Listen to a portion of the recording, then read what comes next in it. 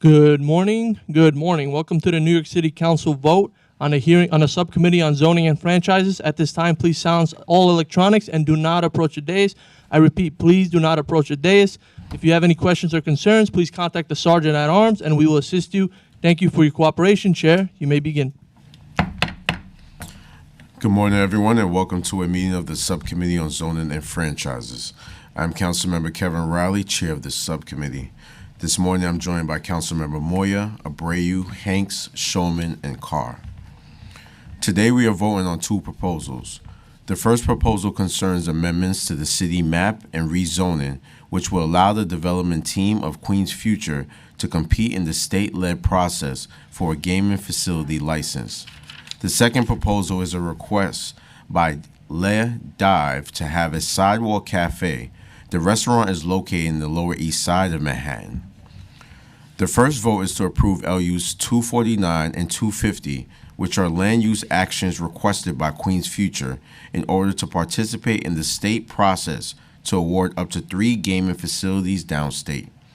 The state is requiring that the applicants seeking a gaming facility license obtain needed local land use approvals before the Gaming Facility Location Board starts its review process this fall.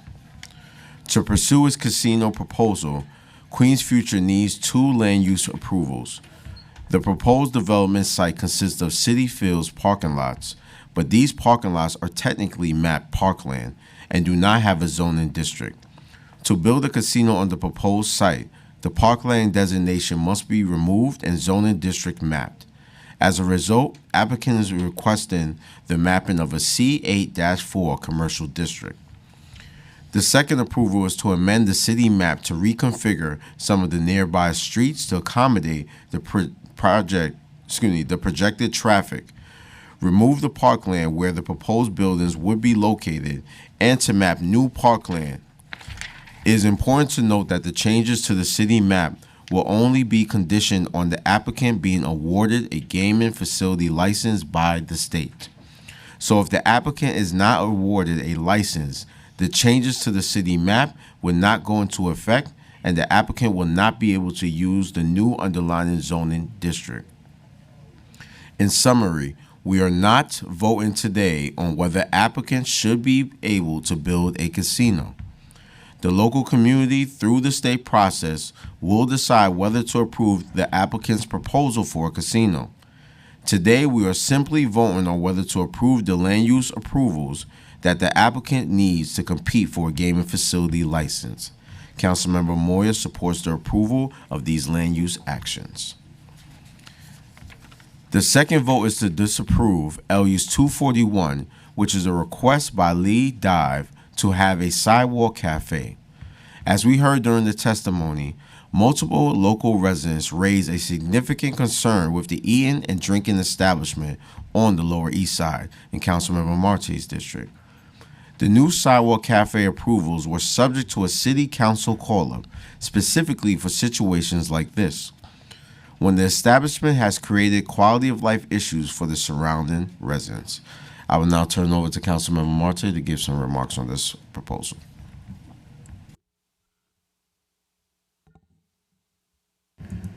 Thank you, Chair Riley, and thank you to the other members of this committee. As I stated at the public hearing for this matter, in my past 3 years as council member, I've never called up an application before, but Ladiv has demonstrated a continuous disregard for the sidewalk cafe regulations and at this time cannot be trusted to be a good steward of this program and must be held accountable. Since last summer, my office has been working with residents and small businesses along the Canal Open Street to address quality of life issues. We've successfully worked with many of Ladiv's neighbors who have responded to 311 complaints and outreach from residential neighbors to close their sidewalk cafes at a proper time and complied with regulations.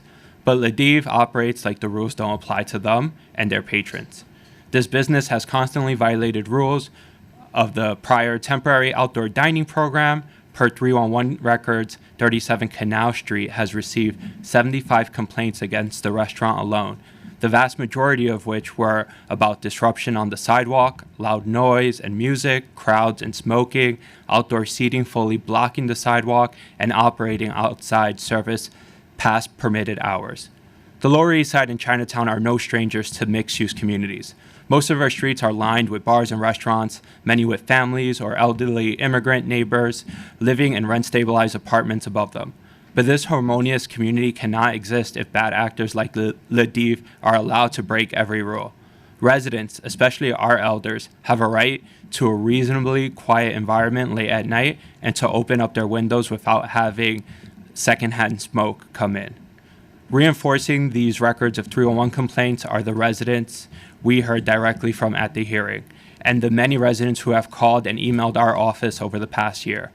The testimony confirmed that LaDive continues to damage the quality of life for locals, amplify sounds late into the night, constant smoking and blocking the sidewalk, and forcing people to walk in the road on Ludlow Street, which is particularly unsafe for the many people passing by that use walkers or wheelchairs, as this neighborhood has become a highly elderly population. The bottom line is that this one bar has dragged down the quality of life for the entire open street. I want to assure the business owners and patrons that the removal of the sidewalk cafes means just the removal of a handful of tables. They'll still have access to dozens, almost 70 plus seats of outdoor dining seats at the open Canal Street and at the roadside dining. And it's my hope that by stewarding these responsibly, they can regain the trust of their neighbors. LaDive should use this coming vote to prove that they can be good neighbors by reducing the amount of sound, crowds, and smoke outside of their establishments. When they achieve this, they can reapply for Sidewalk Cafe. Sidewalk cafes are intended for businesses that enhance blocks and communities' quality of life, and not a way for business that poses a documented nuance to make more money. Thank you, Chair, for allowing me to call this up, and thank you, members, for hearing me out. Thank you, Councilmember Marte. I now call for a vote to approve LUs 249 through 250 relating to the Queens Future Zoning Map Amendment Land Use Application, and to disapprove LUs 241 relating to the request by LaDive for a sidewalk cafe. Council, can you please call the roll? Chair Riley, Aye. Councilmember Moya, I vote aye. Councilmember Abreu, Aye. and welcome back. Councilmember Hanks, I vote aye.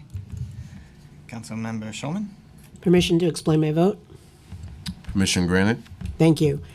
First, I want to say in terms of LaDive that, we give people opportunities to be good neighbors in our districts, and it's very rare. It's only the second time that I can recall being on this committee that we've disapproved an application, and this should be a warning to folks that, we want to be good neighbors, and I fully believe in sidewalk cafes. And based on the testimony from the owners, I was not impressed. All they kept saying was, we're following the law, and did not respond to questions about the 311 complaints or the 911 complaints made about them. So that's one. So I vote aye on that. And I also, Queens Future, I've had the opportunity to be given a briefing on, separate from the testimony here, on what they're doing, and it's amazing. And one of the two things. One is the thousands of union jobs that are going to be created by this, and the other is that the park they're creating, there was not a lot of testimony about this, but it's going to be also for people with disabilities and kids with disabilities, and that is so important. The chair of Community Board 9 in my district has a son with autism, and we've been talking about how this is going to be helpful to him. And so I want to give Queens Future a possibility of a future, so I vote aye on that as well. Thank you. Councilmember Carr. Aye on all. By a vote of 6 in the affirmative, 0 opposing, and 0 abstention, LUs 249 and 250 are approved. LU 241 is disapproved, and all items are referred to a full land use committee. Thank you, Council. I will confirm that the votes have now been closed. That concludes today's business. I would like to thank the members of the public, my colleagues, subcommittee council, land use and other council staff, and the Sergeant at Arms for participating in today's meeting. This meeting is hereby adjourned. Thank you.